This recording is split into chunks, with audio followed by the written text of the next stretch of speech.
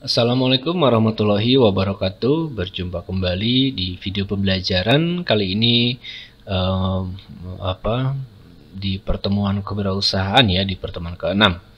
Mari rekan-rekan mahasiswa kita sama-sama simak video berikut ini.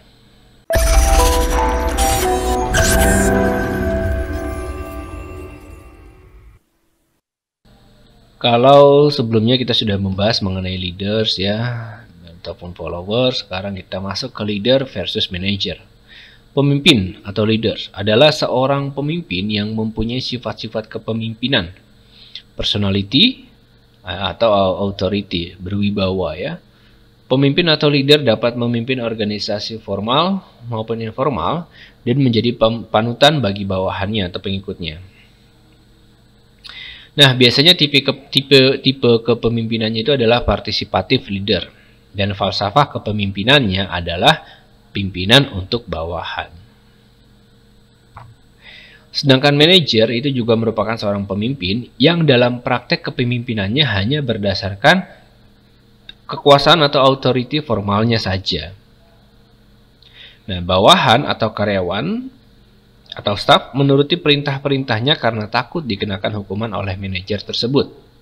Nah, biasanya manajer biasanya hanya dapat memimpin organisasi formal saja, dan tipe kepemimpinannya adalah autocratic leader ya, dengan falsafahnya ialah bahwa bawahan adalah untuk pemimpin.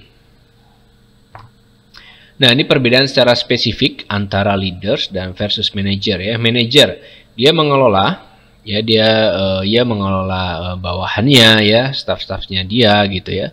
Lalu yang kedua dapat dicetak. Tentu manajernya dapat dicetak dengan mungkin melatih ya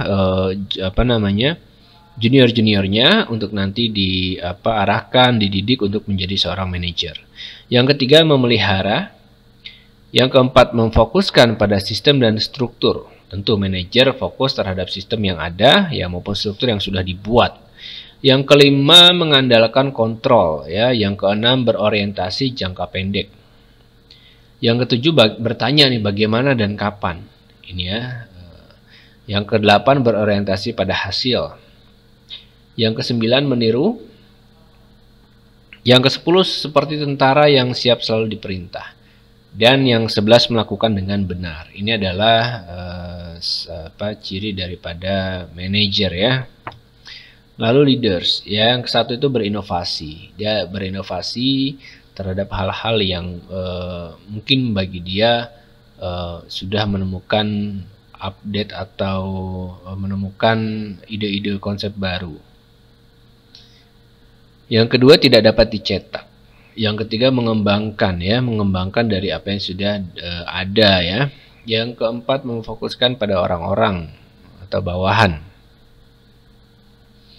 Kelima menumbuhkan kepercayaan ya, lalu keenam memiliki perspektif jangka panjang. Jadi dia akan melihat nih resiko-resiko apa saja yang akan muncul mungkin ya, lalu solusi-solusi apa saja yang sudah dipersiapkan ya, kurang lebih seperti itu, dan siap untuk mengambil resiko dan siap untuk mengambil keputusan yang cepat dan tepat. 7 bertanya apa dan mengapa. 8 berorientasi pada peluang-peluang masa depan. Yang ke-9 menciptakan. Yang ke-10 adalah dirinya sendiri. Yang ke-11 adalah melakukan hal yang benar. Ini adalah ciri daripada leaders ya. Tentu memang menjadi leaders atau pemimpin ini tidak mudah ya, karena tanggung jawabnya ya, integritasnya, kejujurannya itu sangat dipegang teguh ya untuk menjalankan aktivitasnya dia. Mungkin sebagai wirausaha ya, kurang lebih seperti itu. Jenis kepemimpinan ya.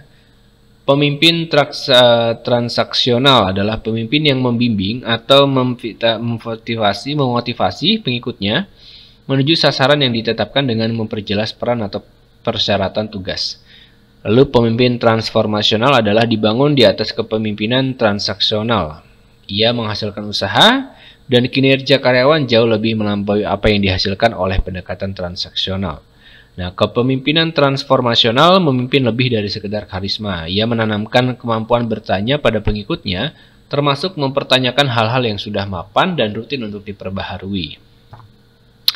Pemimpin karismatik itu adalah pemimpin yang basisnya adalah antusiasme dan memiliki rasa percaya diri yang kuat, serta tindakannya dapat mempengaruhi orang banyak untuk berperilaku dengan cara tertentu. Ada 5 karakteristik pemimpin karismatik.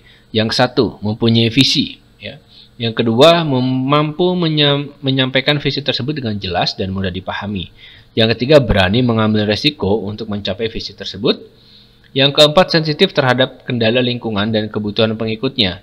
Yang kelima, menunjukkan perilaku di luar kebiasaan. Ini karakteristik pemimpin yang karismatik. Kepemimpinan tim, ya. Pemimpin tim adalah penghubung dengan pihak luar. Pihak luar dapat mencakup manajemen yang lebih atas, misalkan atau tim internal lain, pelanggan atau pemasok.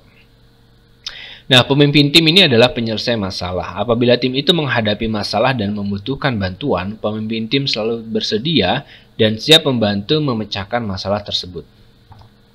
Nah, pemimpin tim itu adalah manajer konflik. Apabila muncul pertikaian, pemimpin membantu memproses konflik itu. Pemimpin tim adalah seorang pembina, ya. Mereka memperjelas harapan dan peran, mengajarkan, menawarkan dukungan, ya, memberi semangat dan melakukan apa saja yang perlu untuk membantu para anggota tim mempertahankan kinerja mereka yang tinggi. Hal yang perlu dilakukan untuk menjadi pemimpin yang efektif. Yang kesatu, ciptakan tatanan nilai dan keyakinan untuk para karyawan. Buatlah agar mereka tuh bergairah mengerjakannya. Yang kedua, hargai, ya, selalu menghargai dan dukung hal-hal positif yang dicapai oleh para karyawannya. Yang ketiga, pemimpin harus memberikan contoh. Yang keempat, sediakan sumber daya yang dibutuhkan karyawan untuk mencapai tujuan. Jadi tanpa sumber daya bagaimana yang mencapai tujuan sedangkan karyawan tersebut butuh gitu. 5. Berkomunikasilah dengan para karyawan. Baik, rekan-rekan mahasiswa, untuk video pembelajaran kali ini saya cukupkan. Jangan lupa mencari sumber referensi valid lainnya. Saya akhiri, wassalamualaikum warahmatullahi wabarakatuh.